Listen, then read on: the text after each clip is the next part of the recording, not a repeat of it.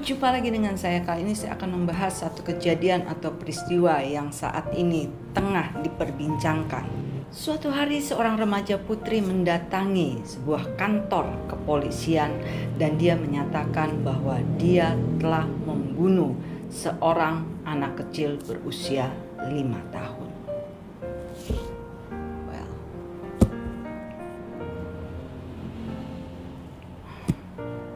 Remaja putri bernama NF ini menceritakan kejadian demi kejadian dan kronologis yang dia telah lakukan terhadap bocah berusia 5 tahun ini.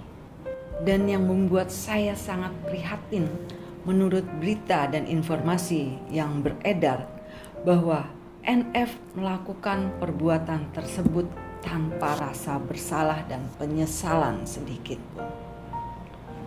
Apa yang terjadi dengan NF?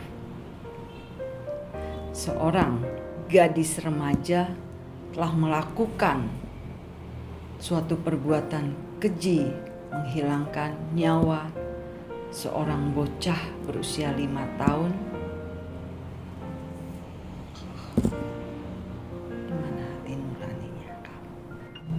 Dan kita tentu semua ingin tahu apa yang melatar belakangi NF sampai hati untuk melakukan suatu perbuatan, yaitu menghilangkan nyawa seorang anak yang berusia 5 tahun. Kita tentu semua ingin tahu latar belakang, background, dan segala sesuatu informasi tentang anak tersebut. Dan kenapa sampai dia melakukan perbuatan yang di luar batas kewajaran sebagai seorang anak remaja putri yang masih berusia 15 tahun. Akhir-akhir ini tentu kita dikejutkan dengan satu peristiwa di mana seorang remaja putri telah melakukan suatu pembunuhan terhadap seorang anak kecil berusia 5 tahun. Tentu kita bertanya-tanya apa yang tengah terjadi dengan anak tersebut. Kenapa dia sampai hati melakukan perbuatan seperti itu di usianya yang masih relatif remaja. Dan tentu kita selalu bertanya, apa yang salah? Apa yang telah terjadi dengan keluarganya atau dengan diri anak tersebut? Dan saya berusaha untuk melihat dan sedikit membahas mengenai permasalahan atau peristiwa yang saat ini terjadi. Saya melihatnya dari kacamata saya sebagai seorang yang melihat dari prediksi yang saya gunakan melalui kartu tarot. Saya hanya ingin kejadian ini tidak terulang lagi dan tidak akan pernah terulang lagi. Untuk itu saya berusaha untuk memberikan mungkin sedikit kita berbagi kenapa hal ini bisa terjadi dan semoga kita bisa mengambil hikmah dan mengantisipasi agar tidak terjadi lagi kejadian-kejadian seperti ini. Jadi saya melihatnya sekali lagi dengan kacamata saya sebagai seorang tarot reader, ya. Saya melihat melalui kartu tarot yang saat ini telah saya buka. Saya melihat di sini ada satu potret keluarga, ya, di mana bahwa NF berada, ya, dalam satu kondisi di mana bahwa dia tidak memiliki satu keluarga yang seharusnya dia berada di dalam satu kondisi keluarga yang hangat, keluarga yang memberikan dia kedamaian. Dan saya melihat NF mempunyai kekecewaan yang mendalam mengenai situasi dan kondisi keluarga yang dimilikinya. Di sini saya melihat kekecewaan demi kekecewaan yang dia pendam, ya. Dia pendam, dia adalah satu pribadi yang cukup tertutup, ya. Jadi jika dia ada permasalahan dia ada sesuatu yang membuat dia tidak nyaman, dia memiliki kecenderungan untuk menutup diri, ya. Dia seperti memiliki dunianya sendiri, kesepian, rasa kehilangan. Di sini saya melihat dia mempunyai beban yang cukup untuk anak-anak seusianya dia. Sebenarnya beban ini tidak seharusnya terjadi dengan dirinya NF ini, ya. Tetapi ya itulah hidup. Dia harus tetap menjalani, dan karena dia telah menjadi bagian dari keluarga yang saat ini dia bersama dengan ayahnya dan ibu tirinya, tentu kita bisa melihat ada berbagai tekanan dan kekecewaan. Dan dia melihat teman-temannya, orang-orang di sekitarnya memiliki satu keluarga yang utuh, di mana adanya kasih sayang, perhatian, dan perlindungan, tapi itu dia tidak mendapatkannya. Di sini saya melihat sosok laki-laki, sepertinya ini figur seorang ayah, ya, di mana bahwa dia berharap banyak, ya, terhadap sosok ayahnya ini, tetapi dalam kondisi beberapa lama, ya, yang saya lihat dia menyimpan satu kekecewaan, ya, terhadap ayahnya. Saya tidak bisa terlalu jauh, ya, untuk mengikuti kekecewaan apa yang dihadapi, ya, dengan ayahnya. Tetapi saya melihat di sini bahwa semakin lama komunikasi NF dengan ayahnya semakin lama semakin menjauh dan berjarak. Itu yang menyebabkan dia semakin kecewa. Sosok yang seharusnya menjadi pelindungnya, sosok yang seharusnya memberikan perhatian dan kasih sayang, tampaknya dia tidak mendapatkannya.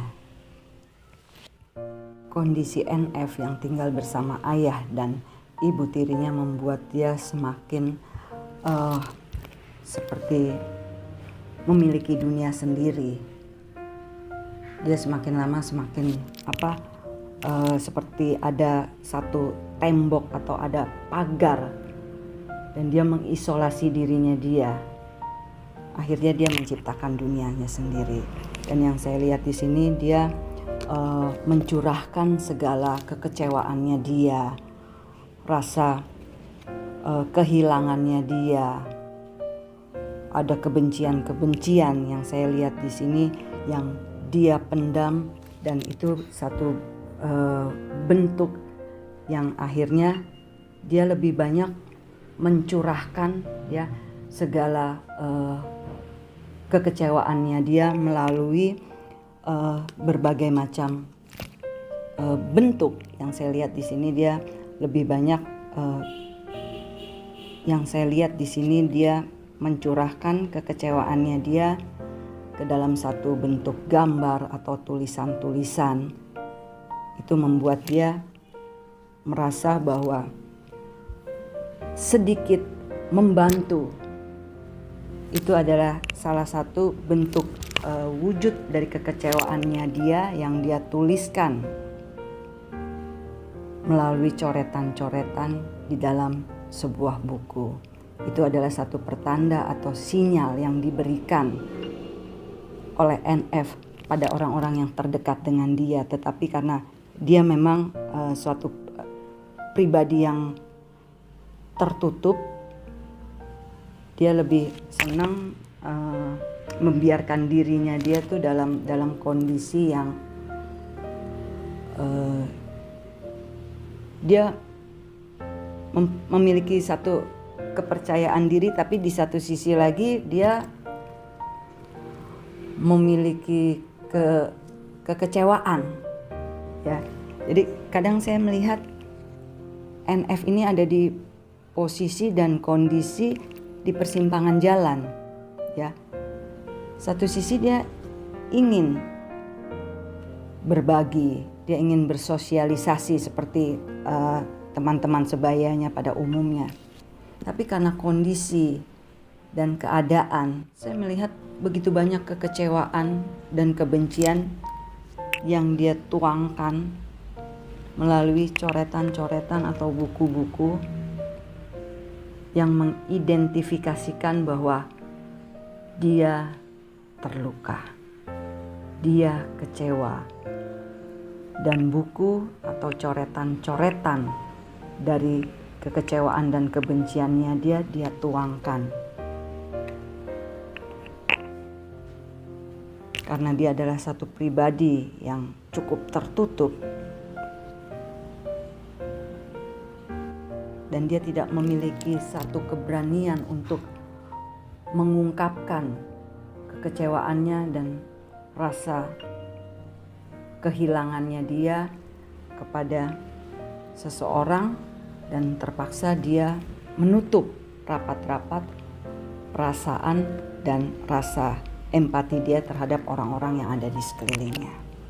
Ya, saya melihat di sini ada satu luka yang cukup dalam dan dia ingin segera keluar dari beban dan dari tekanan yang menghimpit dirinya. Di sini saya melihat dia sepertinya lari dari kenyataan. Dia ingin sekali pergi sejauh-jauhnya dari tekanan yang selama ini menghimpit dia. Dia ingin lari dan keluar dari beban.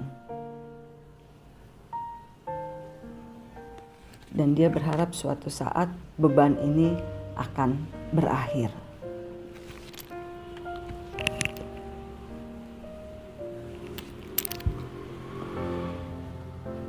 Dan saya melihat kekecewaannya dia terhadap keluarganya. Ya, kita mungkin secara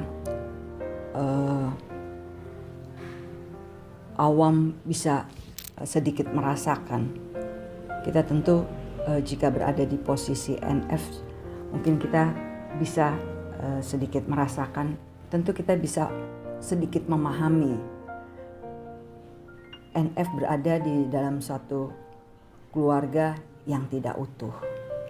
Dia tinggal bersama ayah dan ibu tirinya yang kemungkinan besar dia akan kehilangan kasih sayang dan perhatian.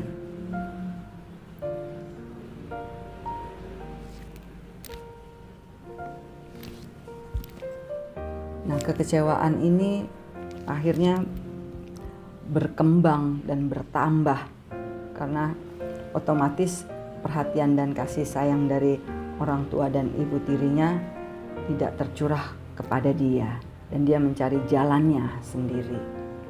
Dia mengisolasi dirinya, dia membentuk dunianya sendiri, dan melalui tulisan dan coretan-coretan mengenai kekecewaannya, kebenciannya, sakit hatinya, dan keinginannya dia tertuang dan tertulis dalam satu buku. Nah, hati dan pikiran NF ya yang sedemikian tersebut membuatnya menutup diri. Nah, kondisi yang tidak adil di mana dia kekurangan perhatian dan kasih sayang dari sosok seorang ayah, dan tentunya ibu tirinya tidak bisa memberikan sesuatu yang lebih yang seperti dia harapkan. Dan itulah yang membuat dia mengalami kekecewaan demi kekecewaan, tekanan demi tekanan, yang akhirnya mengakibatkan dia memiliki kecenderungan untuk menutup dirinya, pikirannya dan hatinya sedemikian rupa, dan dia lebih banyak berdiam dan mempunyai dunia yang dia bangun sendiri.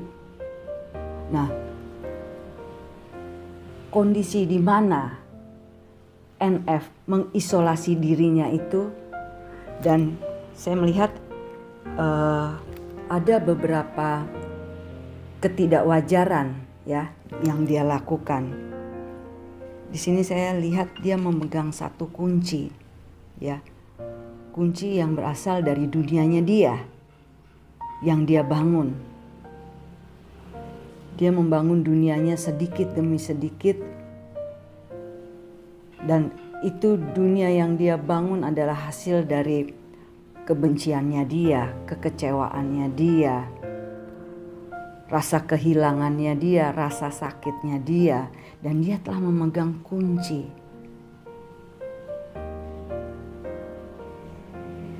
Kunci ini adalah satu jembatan.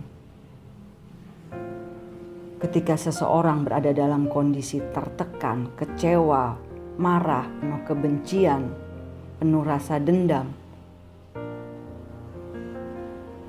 kunci ini bisa membuka sesuatu yang bisa hadir dari dunia kegelapan.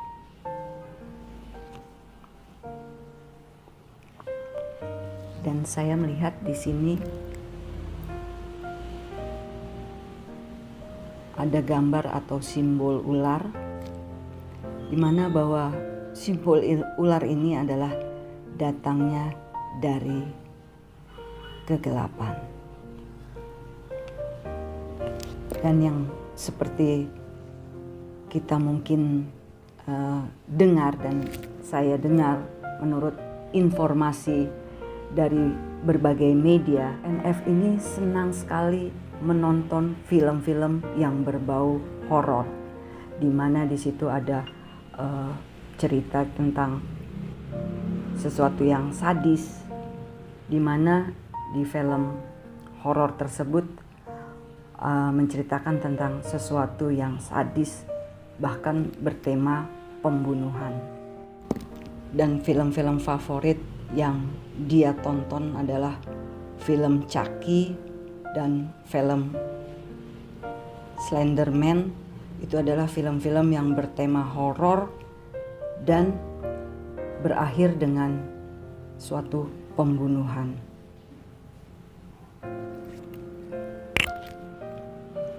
Nah, kondisi di mana NF dalam kondisi yang tidak nyaman, dia ada dalam satu kondisi yang tertekan dan penuh dengan kekecewaan dan rasa sepi,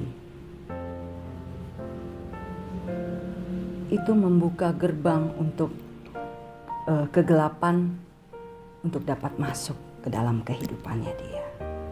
Sosok yang saya lihat yang mendiami tubuh NF ini adalah sosok laki-laki, tetapi dengan kondisi di mana wajahnya bukan seperti manusia biasa, tetapi lebih terlihat ada unsur warna merah yang membara. Di situ saya melihat seperti pancaran api dan ada beberapa unsur yang terlihat hawa panas, ada energi kebencian, ada energi kemarahan, ada dendam, ada sesuatu yang saya melihat lebih dari unsur yang paling tergelap. Dan makhluk ini adalah salah satu makhluk yang menjadi inspirasi untuk NF dalam melakukan hal-hal yang di luar dari batas kewajaran.